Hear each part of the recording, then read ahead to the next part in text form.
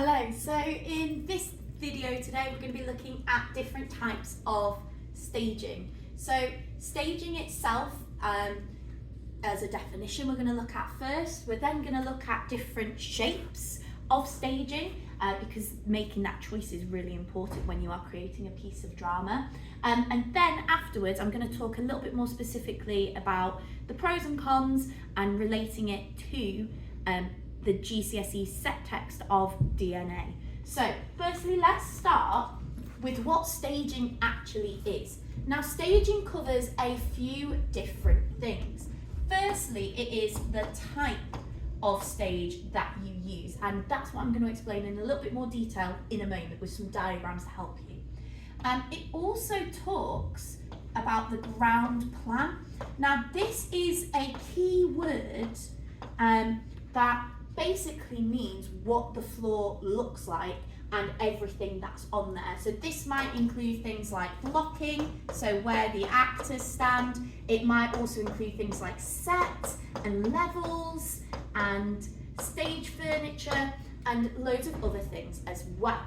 So that's all kind of the part of the ground plan side of it. The next thing that also kind of falls into the ground plan but's really important on its own is exits and entrances. So where your audience will, your actors walk on and off stage, that kind of thing. The final thing about staging is making sure all of this is appropriate. So it's got to be the right choice for the audience and for the actors. So we'll just add that one as well. Okay, so we know when we're thinking about staging, we're thinking about the type, everything that's on the ground plan, the exits and entrances, and the appropriate nature of it. So this includes things like sight lines and all of that kind of thing. So let's start looking at different types of stages then. The first and the most basic type of staging is the one that you've probably seen the most if you've ever been to the theatre, or it might actually be what you have in school. So this is called end on. And that is because the audience, which I'm going to be using red to show, is facing the end of the stage. Now, exits and entrances for this stage are usually through the wings, and sometimes it might even be from the back of the space itself. Now, end on is the most traditional. Positives wise, it's clearly something that works because most places have this.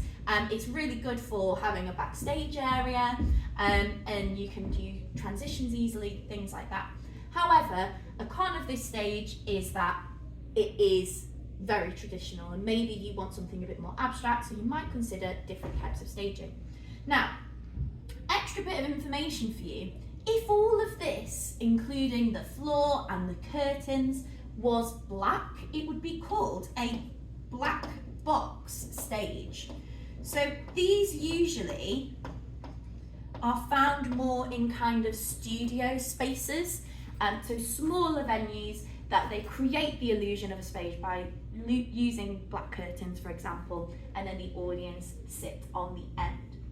So if we take this very basic staging and make it a little bit fancy, so let's say we've got the back of our stage there, we've got the sides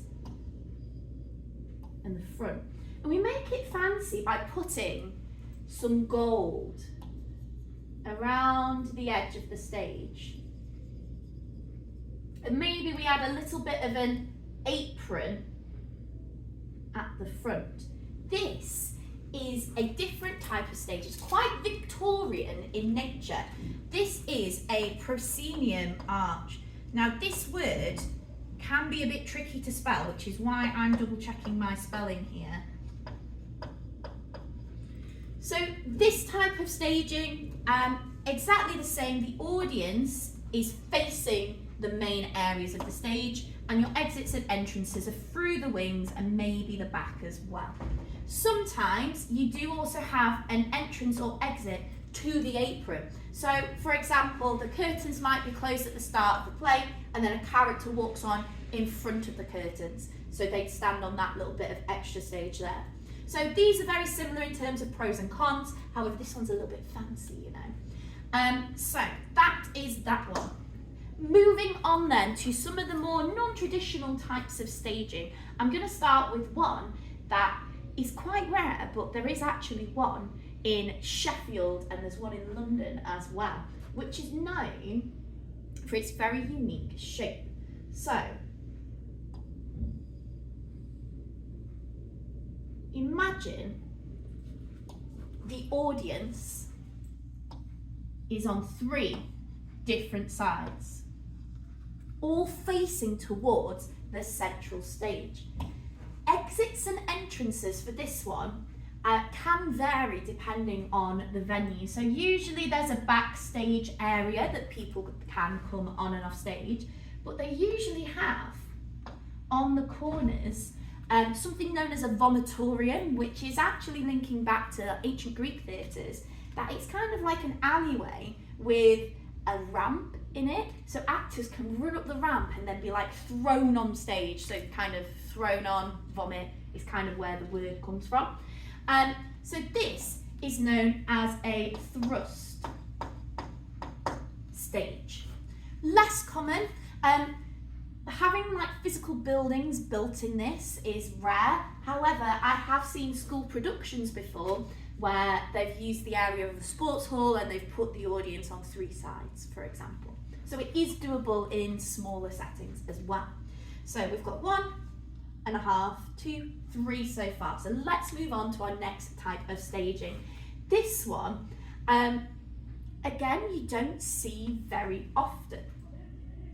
Sometimes it can have little areas on either side of it, but the main part of this one is this long central bit. It's a bit like a catwalk, but it's actually called traverse.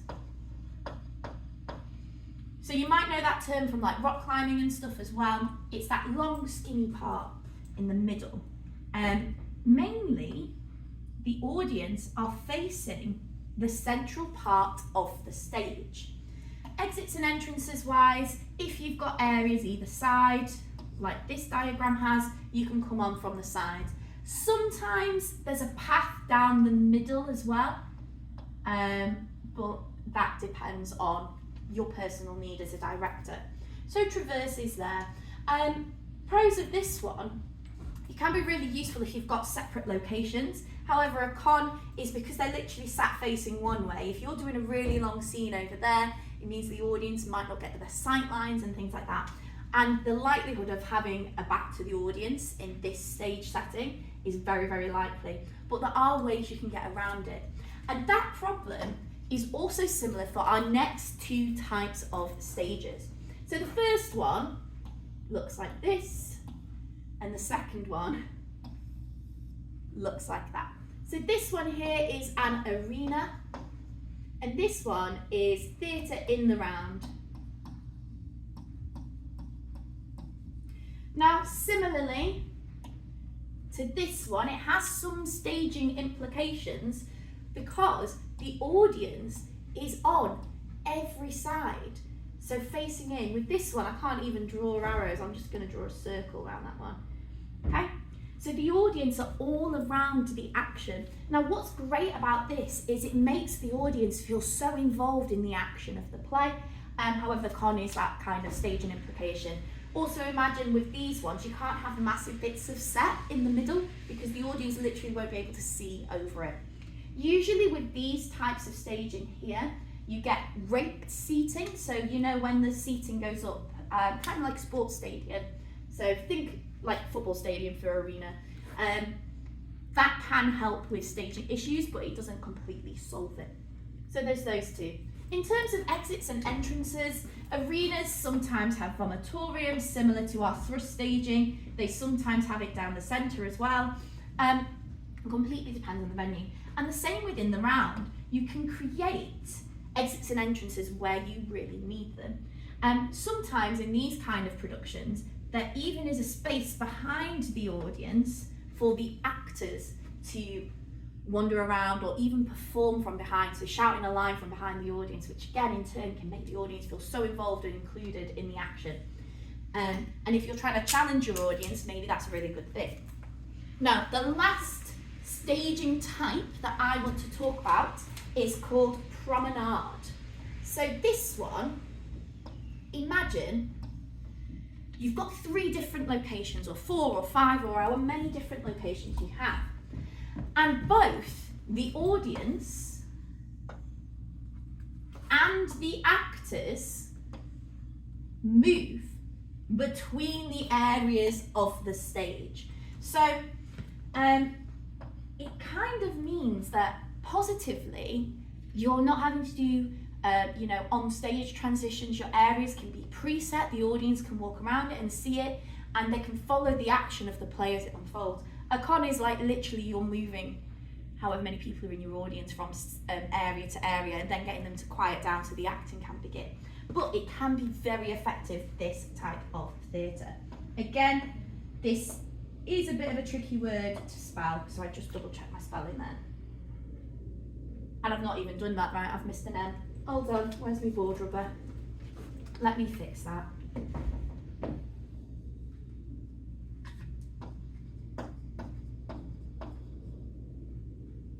There we go, promenade. So this is kind of all the types of staging coming together at the end. So we've got end on black box if it was all painted dark. We've got proscenium arch, which is a bit fancy. We've got traverse, which is a bit like a catwalk. A thrust, which is like the Crucible in Sheffield audience on 3 sides. We've got theatre in the round, an arena where the audience are all around, and the promenade where the audience and the actors move between separate locations. So in terms of staging, there's so much to choose from, and depending on what your set text is, it might mean that you make a specific choice. One thing you also have to do in the Component 3 exam is reference original productions, and that might also help lean into what type of staging you use. So most original productions might have been on something like an end on stage. So when you're creating your own design, because that's one of the best ways to revise, creating your whole complete design, choosing something from the original production means when it comes to those trickier questions like the 9 marker or the 14 marker, you can explicitly say, this is like the original production. Or you could go the opposite and say, I'm choosing a traverse stage, even though this juxtaposes the original production. So, for example, if you chose the traverse stage for DNA, which is something we've done in a school production before, you can have the field at one end, the woods in the middle, and the street at the bottom, which could work really, really nicely. And you could also, with the original production context for DNA, link it to this one, which was like very minimalistic. They literally just had a projection screen on the back. Probably wouldn't suit a proscenium arch because it's quite a modern, dark, comedy-based play. So the glitz and glamour that creates an imaginary fourth wall here probably isn't appropriate, because part of the play is wanting to challenge the audience on the behaviour of these students. So actually something more welcoming, where the audience feel really involved, could really tie into that theme. And also with the minimalism, something like these 2 stages here, where the audience are on all sides, which actually physically limits what type of set and stage furniture you use because of the sight lines, as in what the audience can see. You can tie in the rest of your design because of the type of stage you've created to the original production. So there's lots and lots of things here that are really carefully considered when it comes to like your exam, what you need to think about, because you could answer a 14-mark question on this if you create a clear enough vision about what you want and where you would put things. Now, to add on to the idea of where you would place items, let's take our arena stage as an example, okay? If you were stood in the centre, that area is known as centre stage, okay? Now, imagine that it wasn't actually an arena. Imagine it was an end on. This will make this point a bit easier, okay? If you go from an actor perspective to your right, it's known as stage right. Okay, so right now, this is my stage right. However, if I was stood where the camera was, that would be my left. So it's the actor's stage right, and the opposite side then is stage left. So stage left, stage right. If you're talking about moving down towards your audience, so as in closer to where they are, you are moving down stage. And if you're moving further away, you're moving up stage. So you can have different areas of the stage. You can even get more technical of saying, I would have Brian on the lowest level, down stage right. And if you're talking about trying to write a 14 marker, if you're being that specific, you can then reference the fact that this is to show he has a low social standing within the group and that he's upset, so he's sitting away further from everyone. The proxemic shows that he doesn't want to be involved with everybody else. Proxemics is a great word, by the way, for this question, because it's how space has meaning. And obviously, with your staging, you want everything to be purposeful. So proxemics are great to include in your answer. I think I've kind of more or less covered everything there. I'm sorry this is a bit rambly, but hopefully it has been useful. If it has, use it for your revision, make notes, listen to it, to the audio if you want to listen to me rambling again. But basically, good luck, and I hope this helps explain staging to you. Thank you.